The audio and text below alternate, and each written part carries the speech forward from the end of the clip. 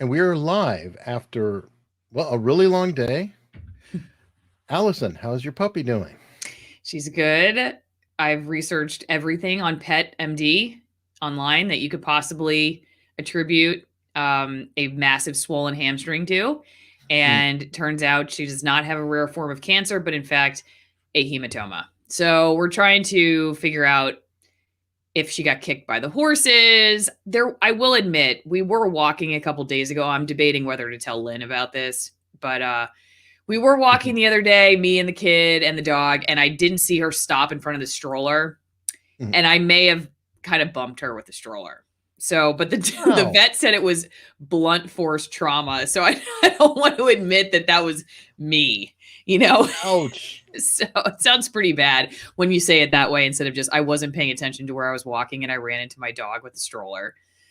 Yeah. Well, I guess Lynn's It usually in the other happens. room. You might already be out. He actually took the dog to the vet, so he's on his way back. Ah, Mhm. okay.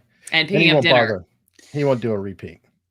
I don't Lynn, no, it's funny because for all the crazy stuff that dads do with kids and dogs and whatnot, I'm the only one that has like in all of the care that I actually take. Because dads, I feel like at least Lynn as a dad, he's just like really happy-go-lucky, easygoing, and I'm always like, she's gonna hit her head. But I'm the one who ends up having all the problems. Like today, I was feeding our daughter, and I was like, "Hey, stay there for a second." She's in her high chair, and I just ran down the hall for a second and Lynn happened to walk at the same time, and she was standing up in her high chair, like about to dive off. And he's like, ah! So I swear, everything I do, and I've realized that parenting, especially at this age, it's just trying to prevent your child from killing herself. Like that is basically what 90% of the job is now that she's almost a toddler. So it's just like constantly pay attention. So now we're strapping her into the high chair and we're going to just put foam on every table. And yeah, it's just, There is the alternative that you want to kill her the other half of the time.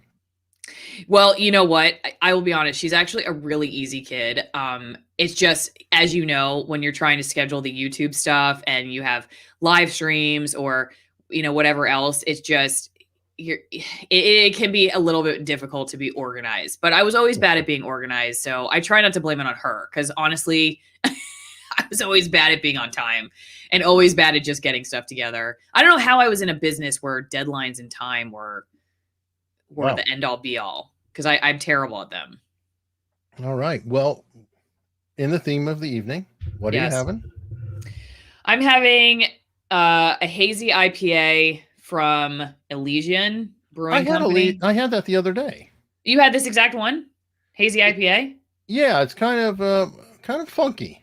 It's It's good. a Well, little Elysians orangey. is local to Seattle anyway. Right. Well, yeah, other side of the state. Okay, I have Well, where we used to live. world famous Stone, and I didn't realize that. I guess to fit the day, they made the can upside down. Yeah, that's kind of weird. What is it? It's Fear Movie. Geez, Lions. I guess double IPA. Oh, It's all double. right. Dang. Well, All right, then. it's a big can.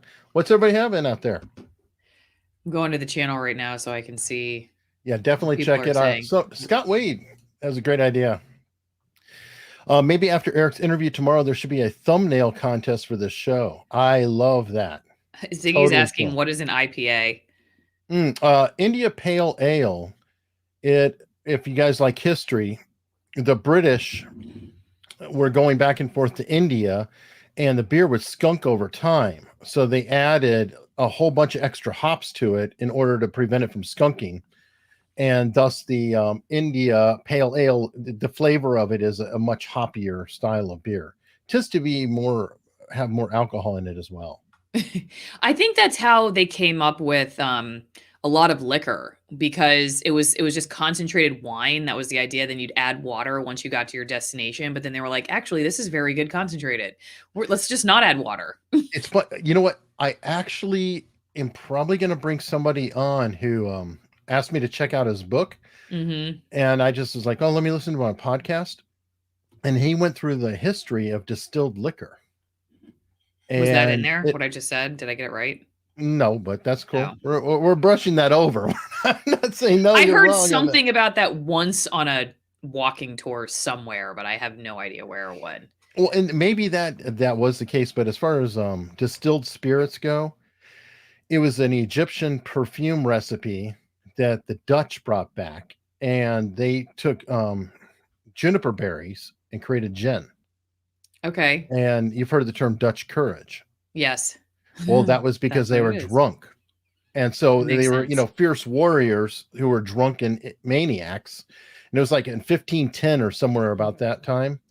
And then as it spread around, it was like, okay, potatoes were in Ireland and Russia. So that became vodka.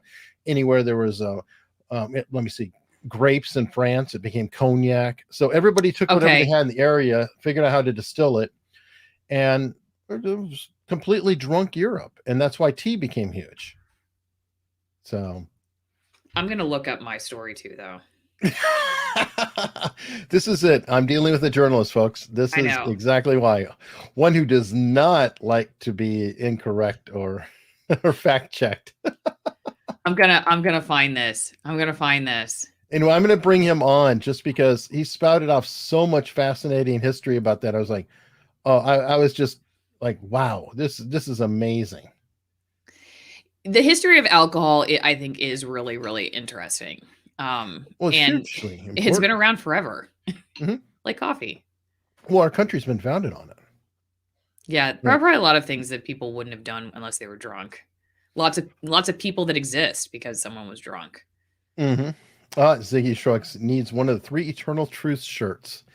That's actually Viva Fry, and I'm proud to say that this is one I told him to make. What are the 3 Eternal Truths? When you're listening to Viva and Barnes, they always say, what are the 3 Eternal Truths? Sally Yates is corrupt. Epstein didn't kill himself, and then Epstein didn't kill himself, and then the third they haven't come up with. So he's like, okay, that's funny. So that's why I said it would be a perfect T-shirt when they were on, because you can make your own 3 Eternal Truths, or you can fill in the blank, and that makes it an inside joke with the show. So I like really it. Fanfare shirt. Yeah, it is. Well, and you know that you're on the inside. You're in the group. You're in the crowd. The small crowd. Well, I mean, actually, they have a lot of people who watch them on their live streams. Yes. Some in particular who give quite a bit for super chats, which we're still working on. You know what? I'll tell you what. I'm still working on getting a microbrewery or whomever to sponsor. Folks. I know.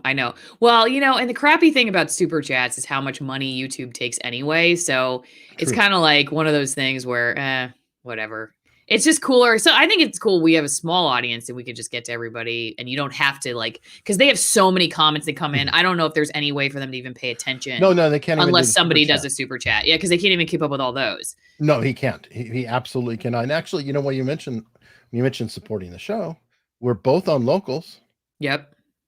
And you're AlisonMorrow.locals.com. I'm unstructured.locals.com. And folks, we both put our Locals price to the lowest that we can absolutely charge to try to bring as many people in as possible to support, because I mean, times are tough. We know that. And yeah, Locals just has its own rule about the firewall for being able, or the paywall to be able to comment and stuff. So right. Yeah, so it's not really a choice of ours anyway, but you can't do $2. But at least with that $2, like if you're a YouTube member, yeah, you can't post to the community stream.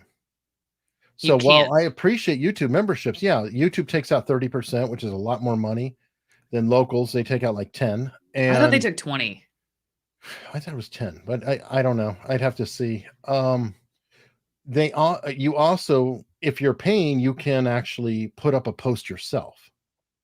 Whereas on YouTube, it's 100% the creator's got to put something out there, and everybody's got to stand by. And how do you build a community if the community can't talk? Yeah, I do really like that Locals kind of combined YouTube and Facebook. I think it's kind of Patreon almost in that, and Patreon. Yeah. Mm-hmm. So definitely do. And well, it's not like Patreon in the sense that Patreon you can't host content on Patreon. Like you can't do a live stream or like upload content to Patreon. You have to put a link in. Yeah. Well, you can do audio. I know you can do up to 500 megs or 2 hours or so. I'm I gonna I look that haven't. up. Please. See, my partner does not trust me here. Let's see. Text image. Okay, yeah, you can put an image yourself. Okay, so you can upload an image. And Oh, it does. audio. Oh, they. Okay, Yes. it lets you live stream, but you have to do it through Crowdcast or YouTube. Right, You but then can't. but audio you can put up audio files. I know Okay, you're because I right. You wanted to can. put up audio files to locals, but there's a time limit That's up what. to Okay, yeah, Tim Dillon does that. That must be why he does his, because I am a patron of his, and right. So you can okay, have a stream that it- you're paying for with no commercials. that makes sense that he doesn't have video ever with those Patreon episodes. Now I know why. See, there Thank you you for go. enlightening me. You're very welcome. And on that locals note, and I always put in a plug here, but we do take questions from locals or suggestions for topics, things like that. So, very briefly, had 3 questions, 2 people. One of them was interesting, and I think we've kind of just talked around it before, but what would it take for you two to leave YouTube? Hmm. I will tell you one thing I'm considering. This is kind of breaking news. I'm curious what people think about this, but somebody sent me a channel that I think I'm going to have them on for an interview. They're actually a firearms content channel, and they decided 18 months ago or 2 years ago to totally demonetize their channel. And they were already dealing with issues, right? Because YouTube was Oh, locking yeah. down firearm channels. Right. And so it wasn't probably as much of a risk in the sense that, like, you and I still have more monetized videos than not monetized videos.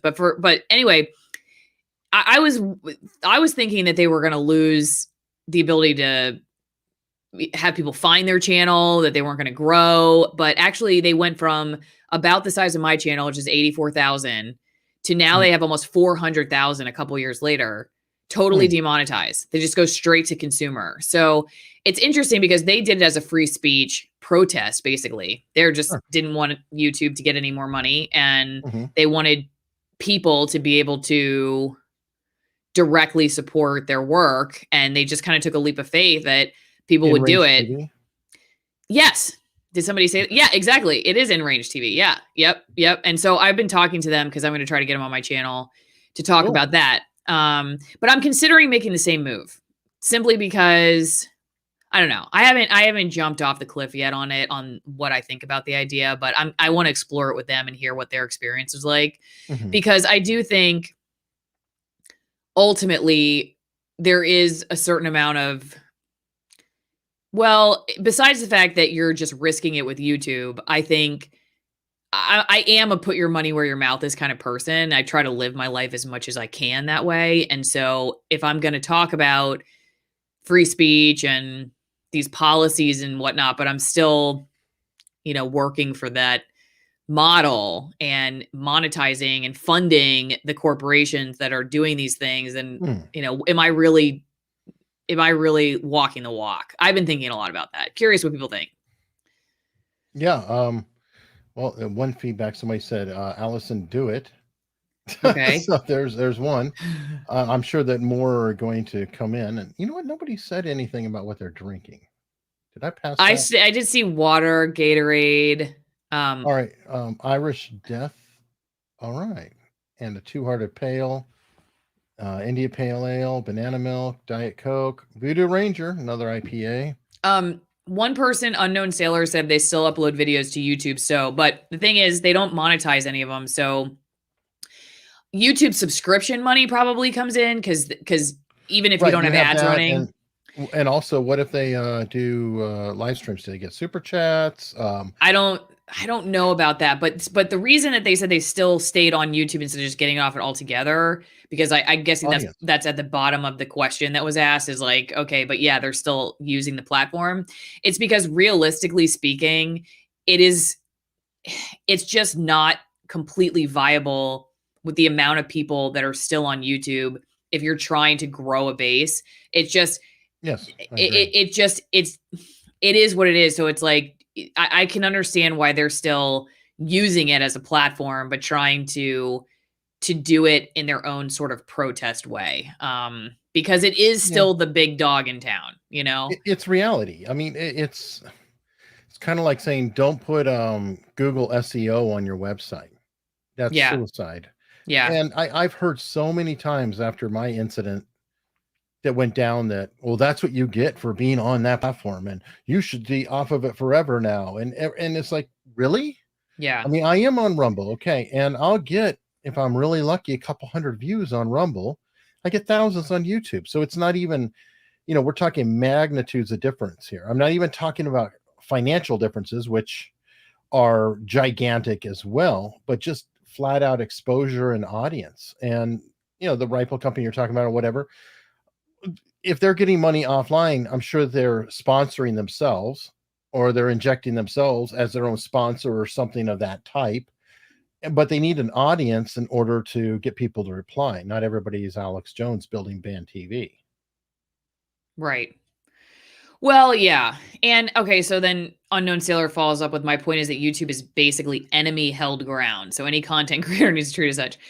I don't know if I go that far because even though I disagree with their rules and policies, like listen, I worked for an industry that had a lot of problems, but I still tried to do my part the Mhm. way that I felt like was,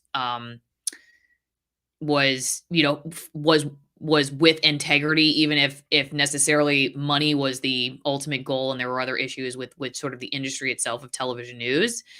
And I look at YouTube, it's like it's a tool. It still is where a lot of people are.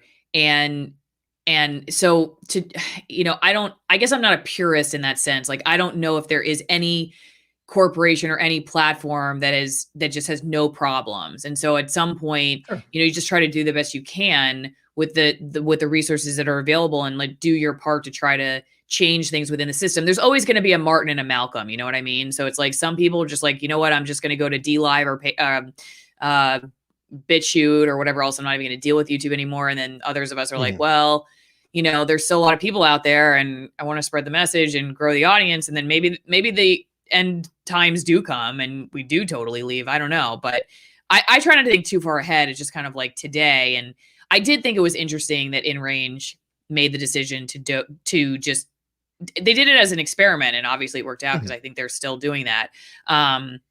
But they didn't have that many subscribers because I was thinking, well, they did it after they'd already grown to 380 or something like that. But they actually were pretty small when they did that, and somehow they still grew an audience. And that I thought was interesting because you always think that if YouTube's not making money off of you, then they're not going to promote your channel. But obviously they got eyeballs on them somehow. I Here don't we know. got our chat calling us out here. What's the topic at hand? Now, fair enough, but this was a question put in for the show, Dickie's Discord Civics. They were asking whether we would stay on YouTube or not and what would get us off. And yes, Ben Burns replied on that. And yes, anything that crosses our minds. We actually do have a couple things in hand, and we're going to spin into that. I want to go first off to Allison. Just did a story. Was it yesterday or the day before? I can't keep up anymore. Yesterday. Okay, and it was with um a Uyghur daughter of, well, some would say dissident, some would say prisoner, of conscience, but it's been a very interesting journey since she's done the interview with the daughter of a professor who is imprisoned in China right now, and he's one of the Uyghurs. And I'm not sure which way we want to go on it, but there's just a lot of questions. Like she did a pretty much straight, news interview with her, and all kinds of stuff has come in here too, where Yes. not everybody is necessarily on board saying that there's a problem with the Uyghurs. There are some people who seem to think that the problem is either extremely exaggerated Hmm. or doesn't exist or whatever. And I'll let Allison take this. Well, right. The range of comments I've gotten from people, which who knows where they're coming from and what kind of credibility they have. But yeah, just like you said, it's been a range of people who are like, one person wrote something terrible, was like, we can do what we want with our own like pest control. That's what they called it. Um, that was probably one of the worst, if not the worst comments. And then there were other people that were like trying to discredit her family, and say her dad was an extremist who was trying to separate from China. She had already said that's not that case. She said in the interview that those were labels that the government put on him, but that he was actually trying to work with the government to, to build up that region as something that was, part of the economic infrastructure in the mainland, because it's far away from. I'm pretty sure it's pretty far from like Beijing area and Yeah, it's Western, and I think it's the Uyghur. We were talking about that earlier, and Cenk Uyghur. I think he says it is Uyghur of the Young Turks, and he's a Turkish type. So I did not know that they came from a Turkish Muslim descent, I guess you will. Right. Yeah, they're Turkish speaking, and I'll go and share my screen here. I've got I found some of the comments, so I figure we could. Yeah. Okay. Share the law. Hey, put it out. Oh, the comment section on YouTube. Well, it's funny because I always say, don't forget to leave me a comment. And then I'm like, you get but not that one. Yeah. Comment? Yeah. Not that comment. Yeah. All right. So here's one of the primary commenters here. And essentially going just kind of down the line. And I was talking to Alison earlier about Rosa Parks. I don't know if the audience is familiar with it, but Alison definitely was. But Rosa Parks was not the first person to sit on a bus and say, no, I'm not going to give up my seat. That's not right. There was another young lady in Chesapeake here, which is near where I live, who did that prior to that. Now this is of the time, so it's not a judgment call now, but at the time it was not great. She's an unwed mother and had no interest in being in any kind of politics. She was just essentially saying, I'm tired. This sucks. Leave me alone. Hell with you. But they saw that as a means. And Rosa Parks, if I recall, worked for the NAACP. And her bit was, if you will, staged a little. Now, that doesn't mean there wasn't a problem. That doesn't mean that we didn't need all the change. But I think in fairness, Alison's guest is a very polished speaker who is very on message, and she may have grown that way over time because of her situation. But I think obviously she's going to present the best case possible for her. And then what you're reading here is almost like the reverse propaganda, obviously from the Chinese government, that they're putting out saying, hey, participate in public speeches, instigating terrorism and separatism, revolution, etc. Is that a fair assessment? Well, just look at this guy's comment. He is quoting Wikipedia, and that is part of the problem, is that the source of all knowledge. Well, to understand what's really going on there, you really have no choice other than firsthand accounts, and maybe some journalists who have been able to get in, because it's just it's just a highly secure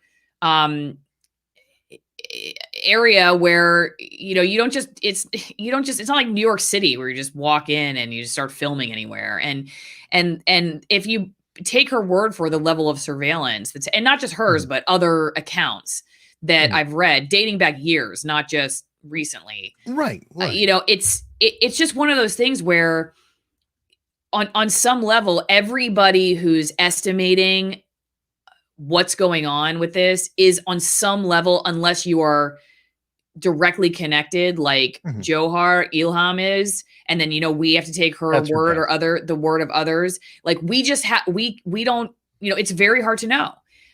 It's very hard to know. China's and everybody helping. No, exactly. China doesn't help because they won't open anything up. They're completely opaque. So you're left speculating. Right. And so of course, when you do a story, or it wasn't even a story, it was just an interview. And I didn't realize there were going to be so many people who are going to come out of the woodwork. Not just, I understand there are even journalists. I was just listening to a podcast a couple hours ago with a guy who says that it's wrong to call it genocide. And that's a debated word. And some people say it's cultural genocide. Other people say it's actual genocide. Other people say it's not either of those. And obviously, like, I'm going off of accounts of other people. I have no direct knowledge. I will say though, I don't discount what she said at all about her story of growing up. She had a professor for a father. So people have written, she was of a wealthier class and her dad was a professor and you're just, it's a sob story. I'm like, that's not I don't care if she, was the princess or something. If that's not it, to me, that's not an argument that she should have been separated from her family forcibly, that her dad, because no one, okay, that guy that you just showed, he's saying that according to Wikipedia, that the Chinese government said he was, inciting violence or whatever, but she's already said that he's not. So anyway, everybody's either going to take the word of Wikipedia or the word of the daughter, and you choose. And to say that just that guy knows for sure, but he's quoting Wikipedia. I guess at the end of the day, I didn't realize that there was going to be so much, and maybe it's wrong to say so much, because the vast majority of comments were, they're really positive. This is stuff that was kind of coming in, and I'll go ahead and share another one. Now, this person is not the PRC, but you actually heard from the PRC too. Well, we don't know if Republic of China Army, or they were claiming to be the army, which is very, very creepy. Yeah. And there's more on this here. And actually, I've got to jump in. I'm thrilled to see that I have a comment in the chat from Twitch. Now, folks, I'm also doing these on Twitch at the same time, because for some reason I get nervous that YouTube might rip my channel off in the middle of a stream. So if you don't mind, also follow me on twitch.tv/Eric Hunley. I'm going to be in both places. I'm not focusing on Twitch, but I will be putting out content here. And this question is kind of tangentially here, but I am very disturbed by the constant comparisons of world events like COVID, the migrant crisis, climate change, to Nazi Germany and the Holocaust. And thus we get into the whole genocide angle. Elected leaders and candidates running for office have pushed this claim for years. My question is, how are these issues in any way comparable to what happened in the Second World War? My only comment about... Your camera went out, by the way, Allison. Say that again? Your camera's out. My camera's out? Uh-oh. Allison's in the dark. Let's figure out what happened. Hang on. Let's see. I'll babble, I guess, while we're doing this. Nothing to see here. No, maybe it's not plugged in. I think that anybody can make a comparison. One of my favorite quotes is, history doesn't repeat itself, but it rhymes. And I really like that, because people always say history repeats itself. History repeats itself. Well, yes and no. It really doesn't repeat itself exactly. Yeah, your camera's back on us. Your lovely microphone and your desk, and now the room. It's like a drunken camera in the spirit of the night. But there are some markers that, if you look at them, they can look very similar to things that have happened in the past. I mean, Gina Carano got thrown off of Twitter for stating that, hate and discontent, or not off of Twitter, sorry, off of The Mandalorian, or an Instagram post or a TikTok or something, where she essentially said, if you sow hate amongst the people, you can go down a path, which is essentially what happened with the Nazis. Now, is that the exact same thing going on? No, not necessarily. Is Venezuela the same thing that happened? And, the Khmer Rouge or anything like that? No, not necessarily. But there are patterns there of socialism and things like that, and resulting not good times. And actually, back to the Uyghur angle, Alice and I were talking about this earlier today, and I think that we don't know to the extent of how bad things are for them, but I think on all accounts, nobody I know would volunteer to be a Uyghur. So I just kind of go in that angle in my mind, that I don't know what degree, but it doesn't seem like they're having a good time of it. I honestly think that what most people, if there is a debate, which there is, about the word genocide, it is mostly a debate over how many people are actually being killed. And I think part of the reason why people are the folks who don't want to call it genocide, I think some or many of them are very nervous about intervention, about another war. And so I think they're being very careful about using that term for fear of what that implicates for, US force or something like that. That's the best I've been able to understand.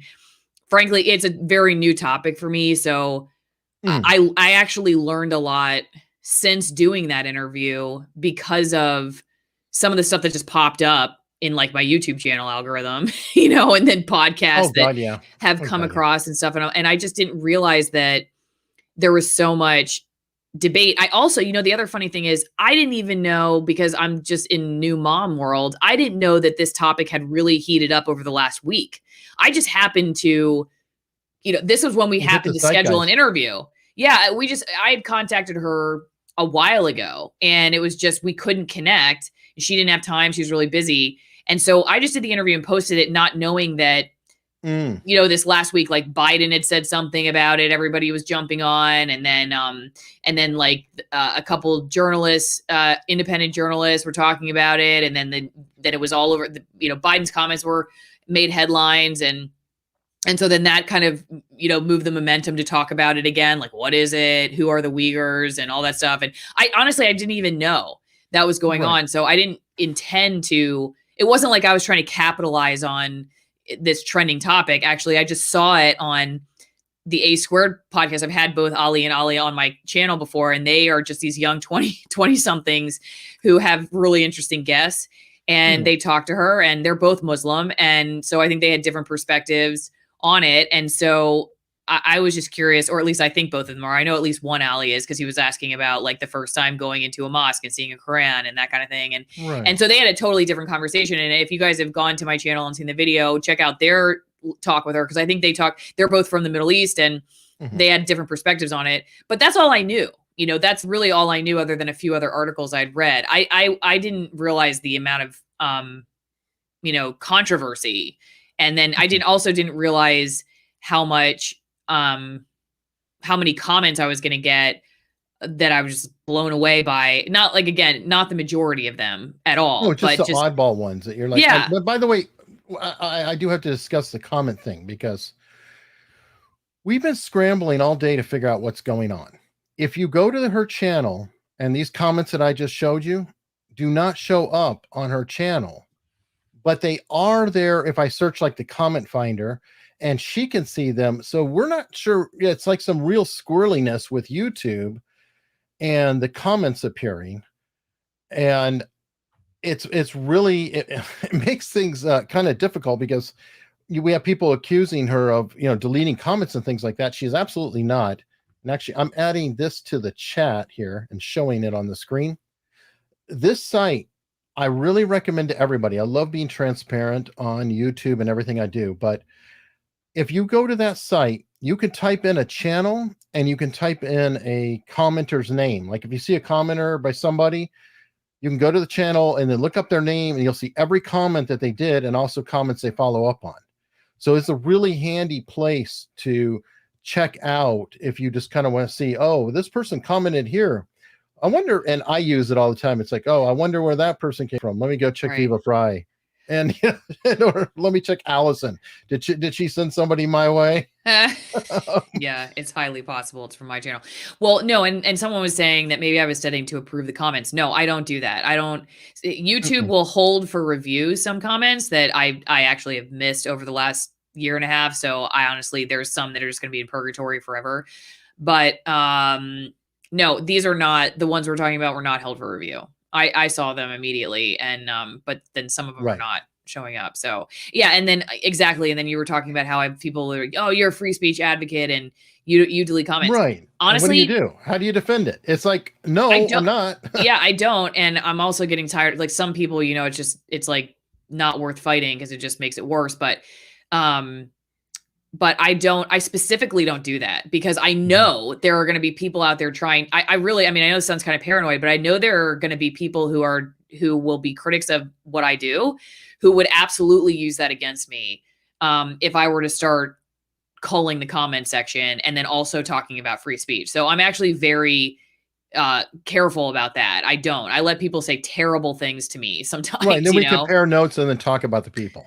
So we'll be honest, we do. The comments are hurtful. They do hurt us. So don't worry. Oh yeah, they're not fun. When you're mean, we get it. We feel it. Thanks a lot. And we talk to each other. Yeah.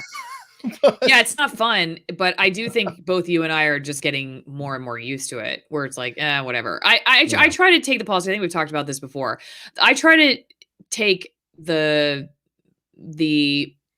philosophy that I don't want to get my ego applauded for the good comments, and I also don't want it to get bruised with the bad comments. I'd rather just be able to look at the comment section as just words, not something that I take personally one way or the other, because I don't really want it to affect, I don't want it to affect my psyche. I mean, back when I first started, I could spend like hours responding to just the nastiest comments. And I realized that it was hours I was taking away from my family, hours that I was stewing that were just making me in a bad mood, and I'm just like, what am I doing? This isn't, I'm not getting paid to be in a bad mood and read these comments.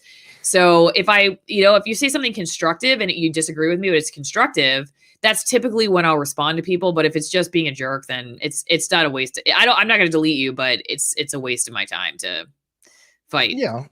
And it's like, if you really want to hurt me, okay, good job. I hurt. Thanks. But yeah.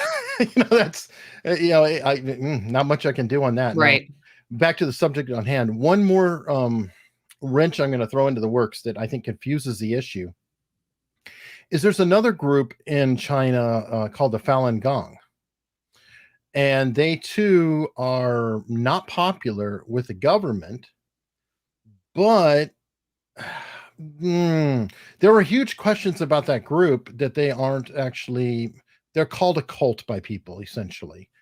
And a very large one on the level of like a Scientology type of thing. So a big cult, not a tiny one, very, very large.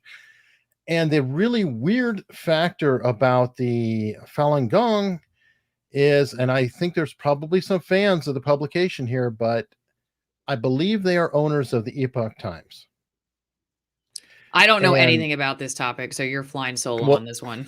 Oh, that's fine.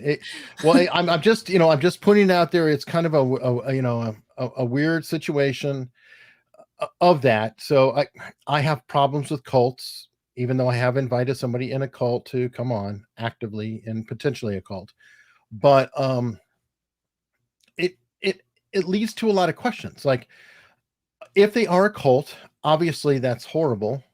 I don't like cults necessarily, but then if they're really being persecuted, well, because you're in a cult, does that mean you should be persecuted? I'm going to say probably not. So two things can be true at once. I think I'm going to say that probably till the end of time. Maybe I should get a t-shirt. Two things can be true at once. So you could be in a cult and you could be unfairly persecuted. Both things are true. Yeah, I don't want to out you on a potential interview you're going to have maybe, but aren't you looking to have somebody on... I shared some who fits that bill kind of? Yeah, definitely. But I did share a previous episode, and I don't think they were pleased with the comments that I've made. But, but here's the problem. If I say something about somebody, I'm going to be very open and clear that I did say it or didn't say it, or I covered it. And what are you going to do? And wow, Lynn Westover Jr.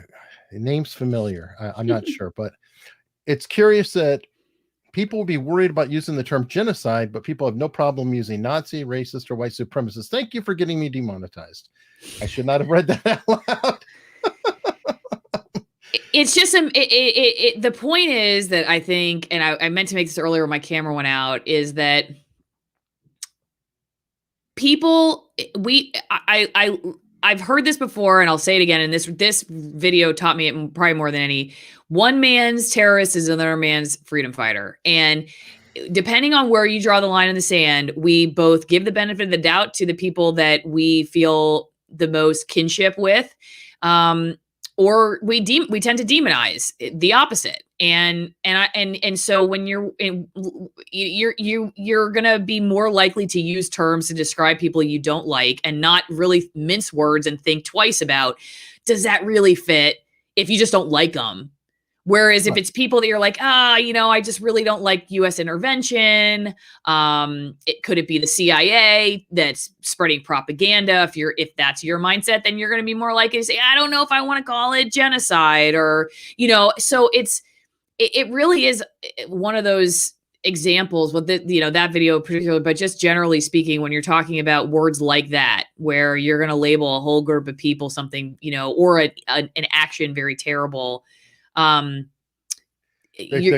chat is running crazy right now. So Falun Gong, somebody is pointing out that I'm absolutely wrong. I don't know yet. I know that on the cult education website, they're listed as a cult. By experts, I know they're listed as a cult. I'm not deep into it. I haven't studied every single thing out there, and that's a path I'm going to go down. And because I'm not an expert, I have to kind of look things up and then figure out over time. And then James Marone, thank you very much, is confirmed that I approve of the Manson family and Jim Jones now. So, good times all. Bottom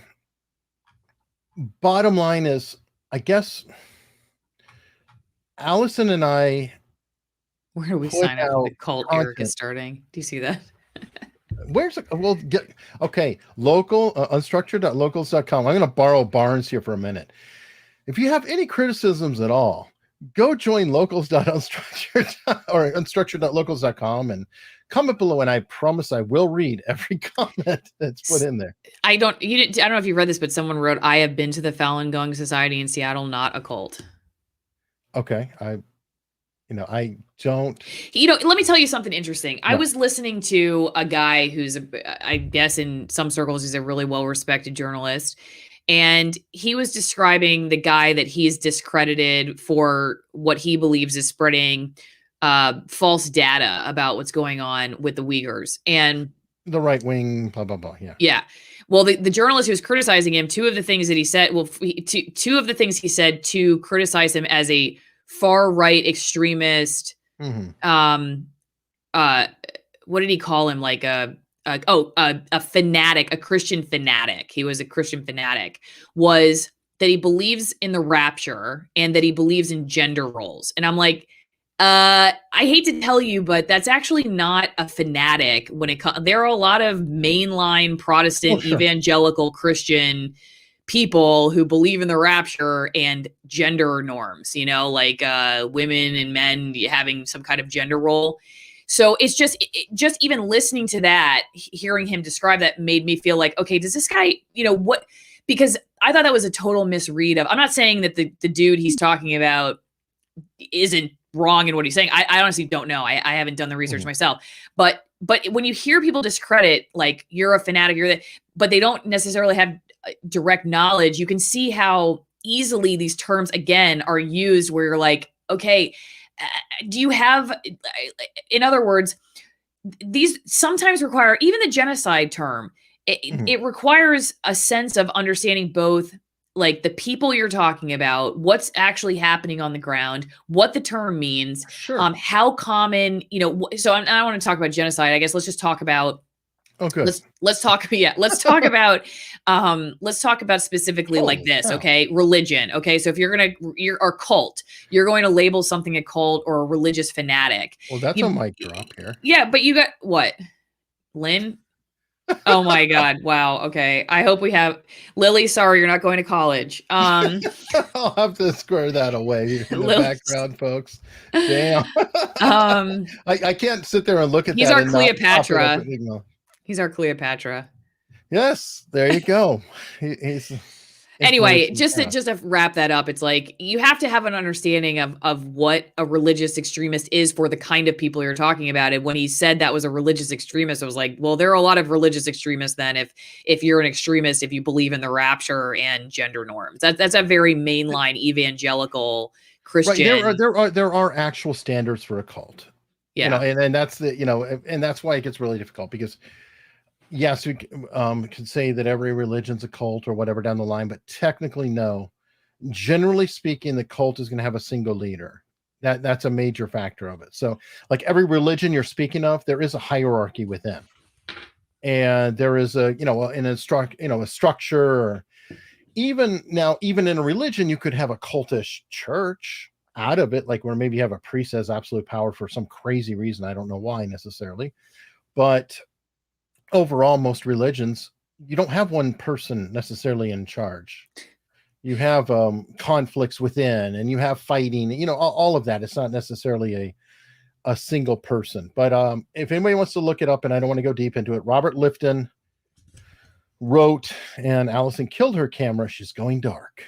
Again? CCP has come after our Allison. So keep the stream Lynn's going here, so so we know maybe- she's okay. Lynn, can you come in? I am. Let me see. Hunley sounds like he's using a U.S. legal division. Bite method, yes, that's a good place to go for a cult definition. Except, guess what? He thinks that Trump is a cult too. So that's a hard one to go by. Cults are interesting, and somebody said cult defines as religion. I think a lot of religions may have been a cult at one point and became ultimately a wider wider spread religion. So now Andrea Luzinski saying, I am now going to do more research before buying things made in China. I have a crafting business. Is going to be difficult to find product. Yeah, I think that's absolutely true. And, I love my Apple products. I am a complete hypocrite, I guess, but they're all made in China. But then if I get any other phone, it's also made in China. I'm hoping that through time we get more stuff made in Brazil or India or preferably US, but it's unlikely. But why did it? It's very, very difficult for others to actually spin up a factory with the level of engineering talent that is necessary of like a Foxconn, which you find in China. That is a complete nightmare. Eric, my camera's working, but I don't know if I am on your channel. You're not here. You've got a little blinking dude. Do I need to sign back in? A blinking icon. Yeah, you can pop out and in. Call back into the show? No, I'm already in if you can hear me, aren't I? Yeah, I can hear you. Oh, start cam. Just start my cam again. That might work. Now it's showing OBS. Okay. Are you sharing an OBS camera? That can make sense. You should be able to hit a drop down and choose a different camera. No, I did start cam. I don't know why it's doing that all of a sudden. In StreamYard, go choose on the bottom cam mic. You should be able to go to camera and then just pick something out of the list. You might have to sign out and sign back in. Yeah, you might have to. I mean, hey, one of us is good looking on this channel, and he's not talking. So, I got to hold up the. Try. All right, I'll be back here. Hold up the image here. Courtney is saying you are an egg. Alcohol is way better than Tim. Oh, thank you. The autist formerly known as Tyler Durden is dumb. Oh, thank you. Thank you very much, Mike Bruno, pitching in for my eventual demonetization. Is that just me, or is it myself and Allison both? And Allison, you still have the nuclear fallout camera going. Oh, Lord. Interesting. Maybe I should just take away OBS. Yeah, I mean, can you just connect directly to the camera? Yeah. We had a super chat from a Mike Bruno pitching in for our eventual demonetization. I know you didn't want to miss that. All right, let's see. Tim Pool is a professional fence sitter. I think that he was at one point, but really not anymore. The funny thing about Tim Pool is I think that he may have been of the left or whatever, but really he spends all of his time saying, I'm a lefty, I'm really a fence sitter, I'm a milquetoast, I'm this, I'm that. But I don't know that he necessarily did do that. And for Lightning Fan, yes, JJ McCullough The deep dive into the Falun Gong, I did see that. I watched that. I had someone reach out to me from the Falun Gong, and when I did that research, that's when I found that out, and I did a little bit more. I am not going to judge and say absolutely that they are. I am saying that they are suspected to be. It is not, again, I'm not trying to besmirch anybody per se, but I'm hesitant. And I guess it comes full circle what I was sort of saying a while ago, or trying to. I want to be open and honest and invite people on and learn about them. And I think Allison's the same way as well. She, knows nothing about the Uyghur, and it's a chance. Hey, can I meet somebody who's actually of that culture and hear their story? And because we put somebody on, that doesn't mean necessarily that we're saying this is an endorsement of every single thing they say. This is the truth. Right. We're saying, well, we're learning too. Speaking for myself, at least, I don't know. And I even hide further because I'm not a journalist. I'm a hack. So I can talk to anybody and just say, hey, I'm talking to somebody. But I do want to hear from people. Like Alex Jones is very, very toxic. If Alex Jones wants to come on this show or my show, I will have him in a heartbeat. I'm very interested in what he has to say and what he's about. I don't think I necessarily agree with everything. He's a little over the top, but I want to hear it. I don't think he should have been shut down. I think that's a horrible thing. And other people as well. I'd love to have Jimmy Dore on. And I'm throwing these out there. Some of you people probably know these guys. So tell them, come on. Yeah. I'm not going to go beat anybody up. I really want to know Get it together, Morrow. what anyone need to has get to it say. together. David Pac-Man, I'd love to have him on. I mean, I really do genuinely want to hear from other people. I had Greg Hurwitz on Monday, who is a phenomenal author, by the way. Does writes amazing books. I really enjoy them. He also is a Democrat player, I guess. I don't know the best way to put it. He's an operator, a Democratic operator. He does work for the party. He wrote over hundreds of ads for the party to help the Democrats. So I made sure to bring that up and to talk about things that I don't like that are going on, like cancel culture, things like that. But I need to hand the floor to Allison while we can still look at her. We switched my camera back to a different setting, so hopefully it's not going to happen again. Anyway, I don't know what I missed, but I do like that you were talking about how having somebody on your channel is not an endorsement. How else are you supposed to learn from people if you don't have different ideas on? And Yeah. I don't like, I will be honest, I do have that internal, like when somebody says something that's just like totally off the wall. I know, I love watching it too. I do have that. I'm like, this minor, and I just see this kind of. It's like old habits die hard, and I was in the business where things needed to be extremely sanitized, so Sure. When some people say things that are really inflammatory or whatever else, it's like Michael at The Office. Anybody who's seen The Office, whenever Michael says something and you just get that cringe. Yeah. Like, well, yeah, exactly. That's such a good analogy. Yeah, it's totally like having Michael from The Office on your channel. And he actually was one of my favorite characters on The Office. But yes, and you know why? By the way, I study behavioral context and things. What's that? His eyebrows. Really? His eyebrows make him a sympathetic character. So while he does horrible things, he has those eyebrows that allow him to draw sympathy from others. And speaking of three eternal truths, the great and eternal Robert Barnes has just dropped a super chat. Robert, have you come up with the third eternal truth yet? I guess we'll have to wait and see. Don't give it away for free on Eric's channel. No, keep going. I apologize. One of the things that Lynn teaches in his class is about why kids don't like Santa Claus and the parts of his face that make him so unlikable. So that does fit with what you were saying. That like the drunken red nose? No. I don't actually, honestly, I don't remember exactly what it is about Santa Claus that makes him so creepy, but Well, he's there is fake. something about him that's like natural predatory looking. Yeah. That's a fair point. Yeah. Oh, he'll take your advice. So I guess you can give the third eternal truth. I can? Yeah. The third eternal truth. Oh my gosh. Do I have to think about it right now?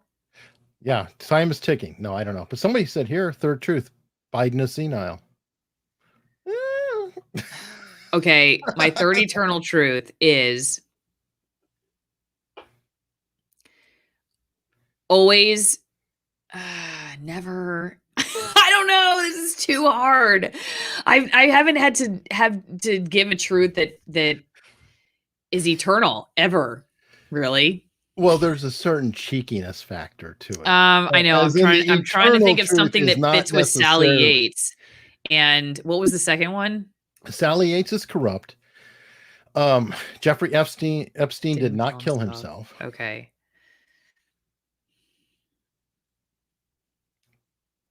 Oh, Journalists are hacks. and if I'm sorry. someone tells you that you're not wrong, that they actually mean you are. Oh, good. Oh, you know what? I love that. That is one of the most obnoxious millennial comments. I know. out there. I agree. So never say that. And if somebody says you're not wrong, they're That just means being nice you're to you and right. they think you are. Yeah. Oh, yes. Thank you. God. That is. But always floss before you go to bed. Well, that's an actual practical advice. Right. Did we see it as a practical show? Did I sign up to the wrong thing? Can eternity be practical too? I guess. I just can't think believe that self-mastery. we're holding 130 people just talking like this. It's you. It is the I haven't even wisdom of been here for half Allison. of it because my camera keeps shorting out. Are we drinking? Yes, Robert Barnes, we are. I have an IPA, double IPA, and Allison has an Elysian Hazy. IPA. Yeah, hazy IPA. That's too. It's got that orangey tinge to that one. I'm like, It does have a little bit of that. I prefer the hazy. It says a floral note. Yeah, floral. What?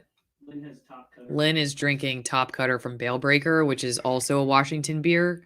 What are you drinking, Barnes? I know he's gonna have something like that's fully classy. The question will be, what will cost more, his cigar or his Right. liquor? Both of which I couldn't afford. My mom bought us a ton of cigars for our wedding, but Lynn, you didn't smoke any of them, did you? No, we did. Oh, you did? Cool. My granddad was a big cigar smoker. He used to smoke one a day. He never got cancer or anything. Well, hopefully he learned to never actually inhale. Yeah. Zevia. Wait a minute. Zevia. Isn't that like just a straight cheap drink? Or like I'm not sure what Zevia is. Now I'm getting slammed off of coffee. Zevia is a like fake sugar drink. Yeah. Okay. Made with 0 calorie stevia. drink. Yeah. Okay. I thought it was. Yeah. Okay. Oh, that's pop. So. Which is supposed to be a more natural sugar alternative for no calorie. Oh, is it made with stevia? Stevia is disgusting. Oh yeah. Stevia tastes like you're chewing tinfoil. Like, have you ever, like gotten a piece of gum and there's a little bit of the wrapper in there, a little tin there?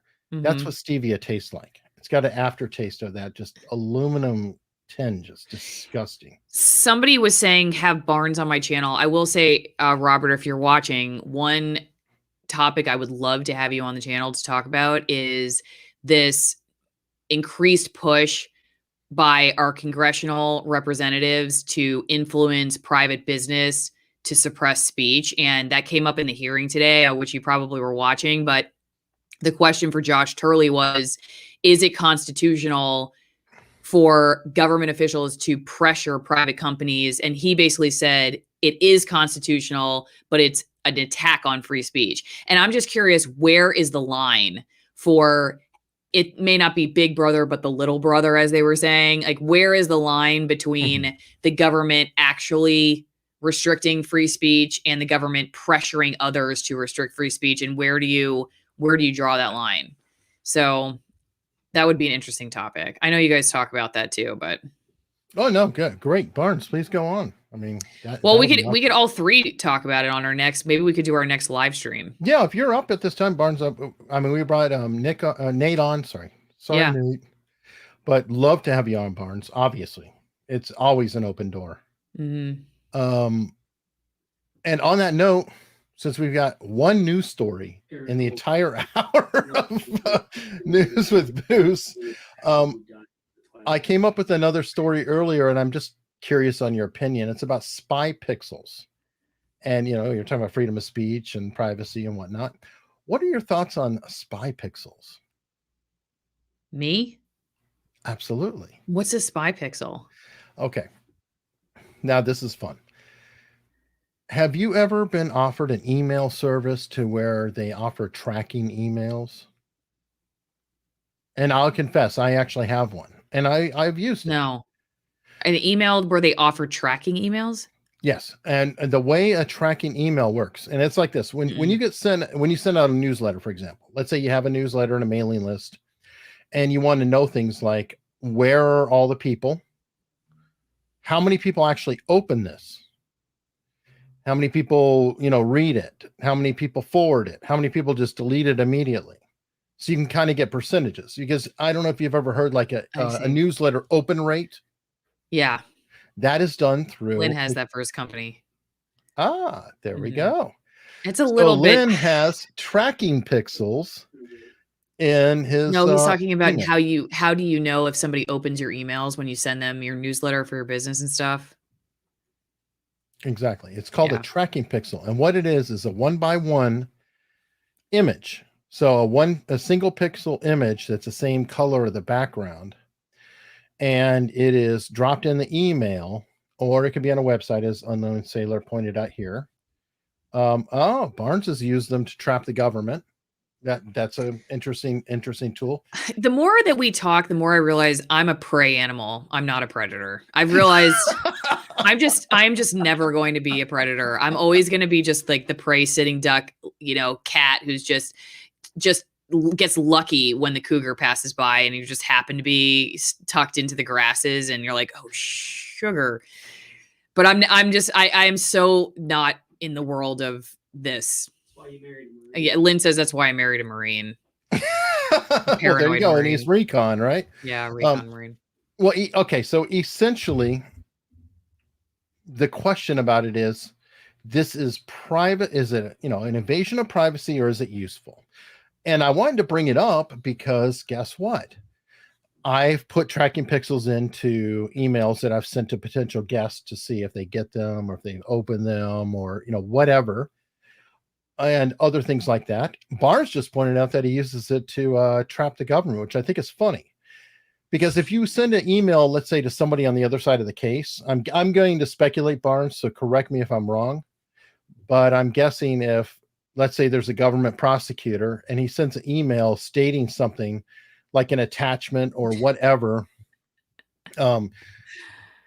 dealing with your case, you send it with a tracking pixel. And then when they go to court and say, oh, I never saw that email, you'll say, well, that's funny. You opened it at 9:27 this morning in Los Angeles. And isn't that where your office is? Did somebody else open it? Does somebody else have access to your email? Is this going to be a problem? So I think it is useful in that, but there's a question of, is this in fact an invasion of privacy? Like if I'm sending you an email and I've got a tracking pixel in that, you don't know that I did that. Am I invading your privacy, or is it a useful tool, or is it both? And here we go. Mike, I don't even know what privacy is anymore. Okay, Mike Bruno says that you are prey because you eat tree bark and berries. I saw that, but what Michael Bruno doesn't know is that that's what a bear eats. There's one thing that you will never out-argue me on. It is wildlife, because I was an environmental reporter. So bears eat bark and wildlife, or bark and berries, and they're not considered prey. Try again, Mike. Give me a better swing again. Swing again. I love Um, this. Yes, and also them sharing it with people they weren't supposed to be. That's who the slick. government? Hey, Well, yeah, I Lynn, mean, if you send it to the oh God, Bruno, bears are delicious. I do know a lot of people who, well, not a lot, but I investigated the state actually in their bear hunting program a couple years ago. So through that, I met quite a few people who like to eat bear, specifically sausage. But Lynn wanted me to bring up something that was in the comment section about, am I related to somebody, Vic Morrow from the actor who died. the actor who died, who Oh, was in My with Cousin the Vinny? helicopter got whacked his Oh. head off in Twilight Zone, right? Oh. Oh my god. I'm not. I don't think anyway. But you know who I am related to? You guys better sit down for this one. Are you all sitting down? I am related to, and not just by distant, but my mom's cousin. Okay, so my grandmother's niece Mhm. was the voice of Betty Rubble and Oh. Judy Jetson. Nice. And she's voiced a ton of rides at Disney, which I know everybody hates right now. But she married the guy that produced Friends. No, yes, Friends. Yeah, because Helen Hunt's father. Hmm. And yeah, but she used to have a comedy opera show. She was really good at it. She was a beautiful singer and an opera singer. And so then she decided, instead of doing opera, which she thought was a little bit too stodgy, I mean, just too, crusty, and it's the Morrow side of the family. We're show people, So she went All on the right. road, and yeah, she had a comedy show where she would sing and tell jokes. Mhm. And the funny thing is, when she was growing up, she was kicked out of all kinds of choirs because they said her voice was just too weird. She wasn't able to like harmonize with other people because her voice she was just such a high voice. She's a soprano. And Mm. and then she made quite a living off of her voice. I was also made fun of for my voice in high school, but I'm also still a loser. No, But I bullshit. didn't make it. I didn't That's make not it fair. like You she just did. did VO for somebody. You shared that. Nice try. So you're already hired. So you got your looks and you got your voice. So nice Yep. try. Moving on. I'm not going to hear that. Your voice is great. But Yeah, okay. everybody go look up Betty Jean Ward, BJ Ward, WARD, BJ, Betty Jean. That's my mom's cousin, second cousin Have of your mine, I guess. voiceover for your show. I should call her and You ask could her if do a she would couple do that. drops, man. She talked me out of doing show writing. Initially I thought I wanted to write comedy shows and move to Hollywood and do that kind of thing. And she just talked me out of it. She was like, you do not want to do that. So that's how I ended up writing comedy and journalism. Well, you could do it on YouTube now. You can do anything you want. So Yeah, exactly. Yeah. all right. So to close out, we've almost gotten to a couple stories, but who cares? We said news with booze. Sometimes the order gets mixed up. We apologize. But yesterday was a very significant day, and Barnes actually reminded me of it on their channel, vivabarneslaw.locals.com. So I'll throw it out. But yesterday was the 60th anniversary of Eisenhower's military industrial complex speech. They just talked about that on The Crown because, I told you I'm watching The Crown. Great show. If you guys haven't seen it, because she was going to meet Eisenhower, Queen Elizabeth, played by Claire Foy. She was going to meet Eisenhower for the first time, and she was like, "Tell me something about him so that I don't sound like an idiot." And they're like, "Military industrial complex." So she was like, "What in the heck is that?" The thing is, though, I mean, the balls that took. I mean, he was a general and bit the hand that fed him. I don't even know how long he lived after that. I he had a lot of heart issues. I know. I don't know that he lived a whole long time, but 60 years ago, the shit's still going on. I think that anybody who's being open-minded would agree that we do have a huge problem with military industrial complex. And Barnes actually posted an article saying that it's not only that anymore, but it's now the internet or technological or Silicon Valley industrial complex as well.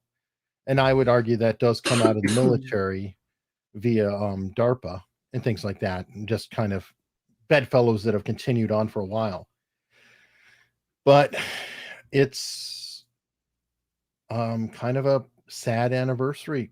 Things haven't really changed. I do anticipate us going into combat somewhere with the current administration, and I'm going to be very sad to see that.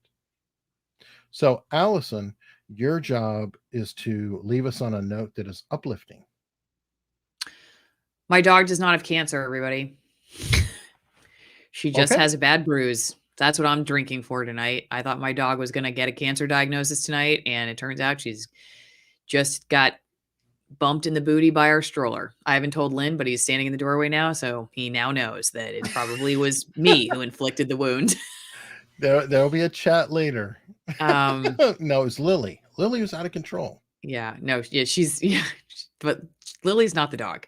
But you know what? I will say, there are a few things that make me happier than seeing my 9-month-old and my dog playing together, and how good our dog is with her, and just the innocence of a child and an animal. Just you can see they just live in the present. They just live in the present. They're not like us when we get older and we worry about what tomorrow is going to bring, or we obsess about our regrets of yesterday. And I think that's the message I leave with everybody. I'm trying to do better at that, to live in the moment, because you just never know what we have for tomorrow, and all we're guaranteed is right now. And that's what my animal and my daughter teach me, is that, we're really all we have right now. So try to enjoy it, and don't worry too much about tomorrow, or obsess about what you did yesterday. Forgive yourself for what you did yesterday.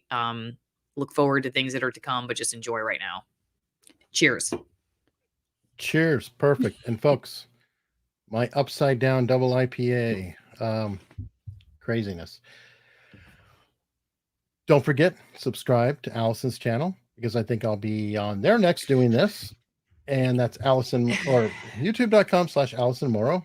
I will say, I have noticed that since we're talking about my channel as we end here, that my Uyghur video is, it's not like it's not getting views, it is, but I have noticed my channel has slowed down significantly on growth since I uploaded that video. I've got like 1 new subscriber.